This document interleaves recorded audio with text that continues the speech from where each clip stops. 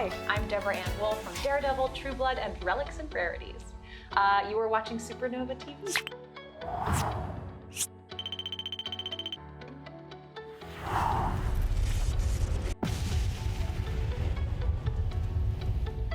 We are here with Deborah Ann Woll, who is amazing, incredible, brilliant. Oh, thank y'all. Now, people, of course, are going to know you from True Blood. How many years was that for you? That was 7 years. I came in at the end of the first season, so a little over 6 for me, but Right. yeah, 7 seasons. And initially it was meant to just be like a short recurring character. I and was then... supposed to come in for 2 episodes and then disappear, and I always had the impression like maybe they'd want to cut back to Jessica somewhere, but I think they liked so much the idea of Bill having a daughter and him kind of messing with his perfect life.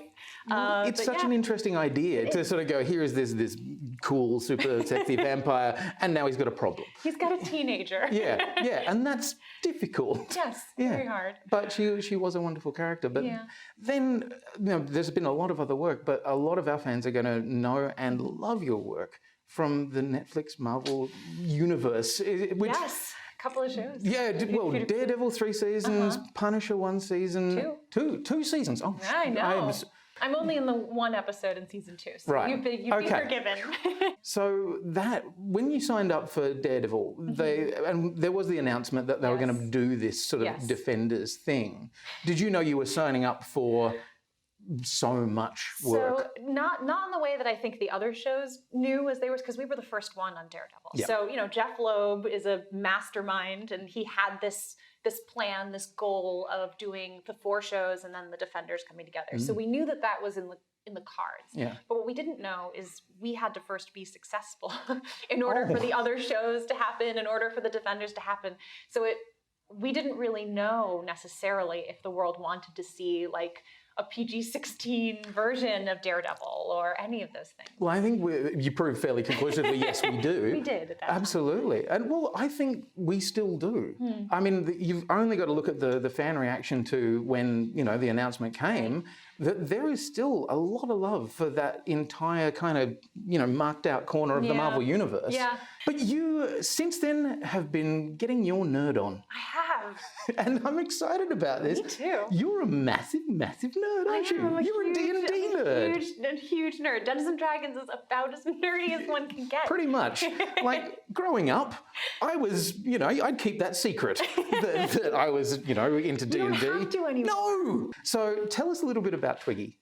Twiggy, yes. So Twiggy was a character that I created a few years ago for just like a backroom game at D&D Live. I had found this photograph of myself when I was 5 years old, and I've got about 20 necklaces on and a little tiara and this cute little smock dress, and I'm just like this. And I just went, wow, like look how happy and confident and creative that kid is. And so much of my life as an adult, I think so much of all of our lives as adults, is trying to get back to that kid that wasn't self-conscious and spoke their mind and did all those cool things. So I kind of wanted to create a character that embodied that, and Twiggy is what came from it. She's just gorgeous, and I mean the whole critter family has kind of glommed onto her. Now we actually have a couple of questions from critters out in the world. So one of them is from Rascal, and she says, if you could bring Twiggy into any universe, what would it be, and what havoc would she try to cause? Well, Twiggy likes to make friends, so any havoc rousing would have to do with trying to be friends with everyone. What universe would I want to bring her into? Well, you had just mentioned the Dark Crystal, that you were watching it. So I haven't seen the new series yet, but I do think she's kind of a good fit. There's an innocence even amongst the darkness about those series, as well as Twiggy. So she's got a really dark kind of past, and the world that she inhabits is dark, but she always tries to keep it positive and light. It's that perfect chaotic good. Like someone once, I read somewhere that the perfect description of chaotic good is that you slash your friends' tires to keep them from driving drunk. I was like, that is Twiggy. I will hurt you to stop you hurting yourself. Good, and so I think Dark Crystal would be a good fit. I would love that, and I think there are a lot of people out there who she would fit perfectly, just slightly longer ears. And we also have, this is actually about Karen. This is from LOL Alias. They said, hypothetical, if Karen were to gain a superpower, what do you think it would be? Well, she's already got a super brain. Yes. And a super heart. Oh. I'm trying to think like a physical superpower. I would think it'd be interesting. Maybe it's like a mean girl power. I don't know. But I think it would be interesting to be able to look into someone and sense their vulnerabilities. And you could use that for either good or bad, obviously. But, you know, I think that's a little bit of what she does on instinct. So, you know, in that amazing scene with the Kingpin, when they're up in his loft and they're kind of playing cat and mouse with each other, that's what she's trying to do. Yeah, and she's previously had to do it with research. But it'd be interesting if she actually had the knack of like looking at you and sensing where you're vulnerable emotionally. Oh, that's terrifying. Right?